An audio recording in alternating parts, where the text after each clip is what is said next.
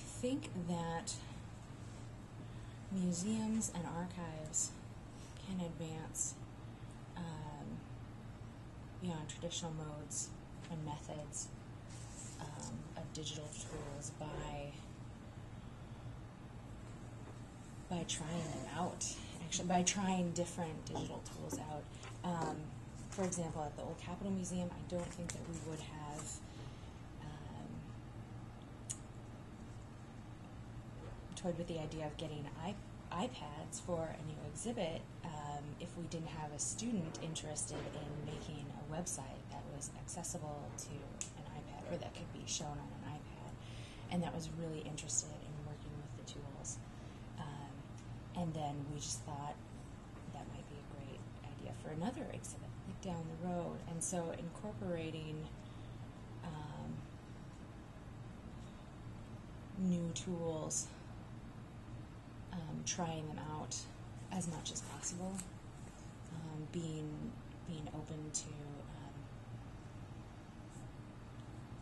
failure, I think, is important. However, I mean, being very careful about it. You don't just want to fail, of course. But approaching new practices with an open mind, I think, is really important. So I think from the library archive side of things, one of the things that we could do in terms of new modes of interpretation is actually get more comfortable with the fact that we can do some of that interpretation.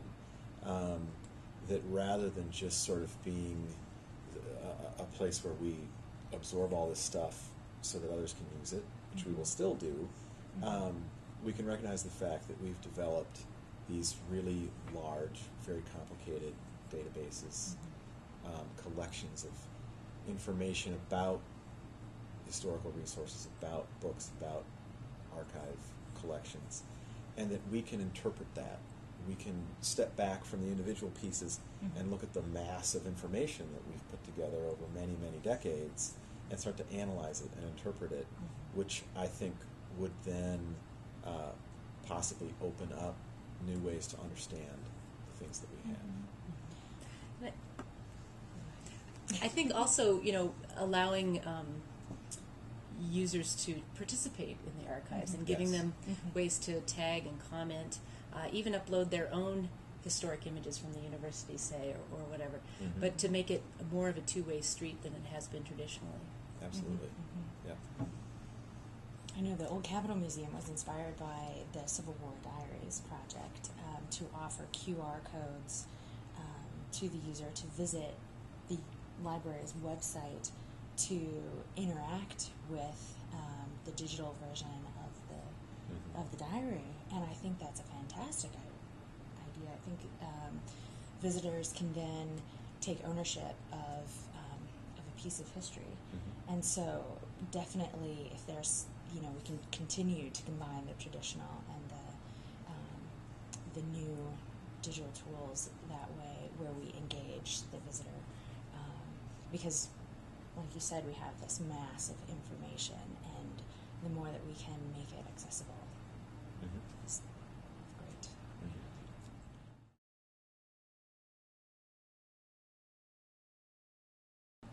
I think that you have to have really strong collaborations with researchers, that you can't go and build this in isolation, that you may have the collections and the expertise about the collections, but that it really needs to be done in close partnership with humanities scholars and with technologists, and so that you have this sort of wonderful trio of expertise that can come together and jointly develop this center and bring the associated buy-in from those three corners of campus.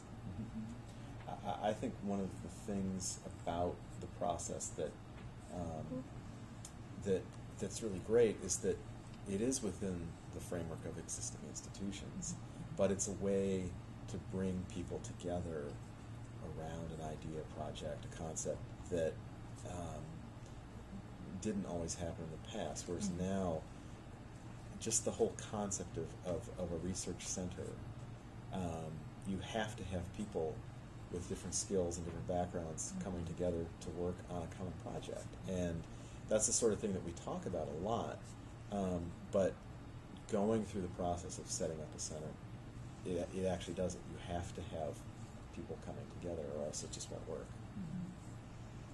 And I think definitely creating that sense of community, or kind of referring to having multiple talents, multiple people working together is really important, and the willingness to collaborate and to continue on a project, I think, is extremely important. So. And I think that beyond just setting up the technology and the website and that kind of thing, you need to do community building, and that's public engagement, talks, workshops. You have to nurture the community so that everyone can begin to take advantage of the center. Not pitch it up here or pitch it down here, but try to remember the continuum of scholars and where they're at with their digital skills and understanding of what technology can do for their research.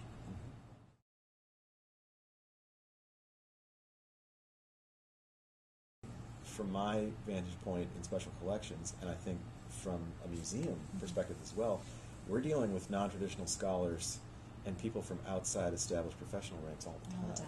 This is not a new concept. So, and I think that is often the place from which ideas about direction come from.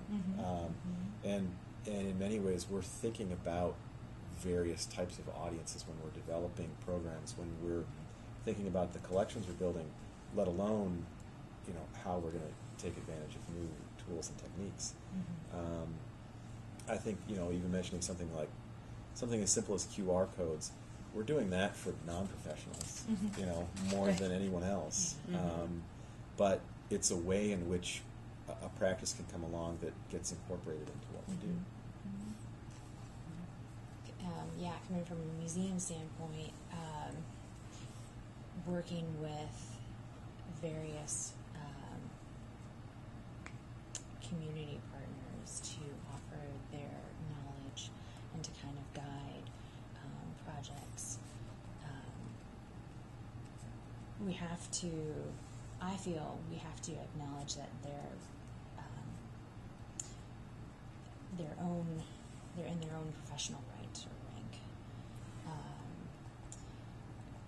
From for example, from a living history museum side, we may not, the person who knows how to make a fire outside, when it comes down to it, when we need that for an interpretation, if they don't have a master's degree or a doctorate or a degree for that matter, if they know what they're doing, though, if they have that knowledge, that's very important.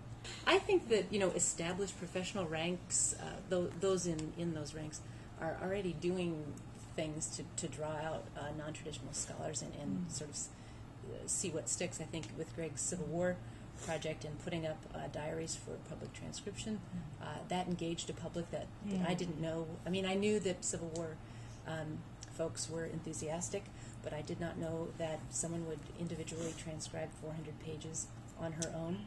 Wow. And so we've developed we've developed this cadre of sort of power transcribers who are very engaged in the stories of these soldiers and who are doing this well after the publicity of the collection and the project have faded. And so I think now they're leading us to think about expanding the project to non-Civil War materials and that kind of thing. So that's, I think, a really recent example. It sets a direction then, that we'll pursue.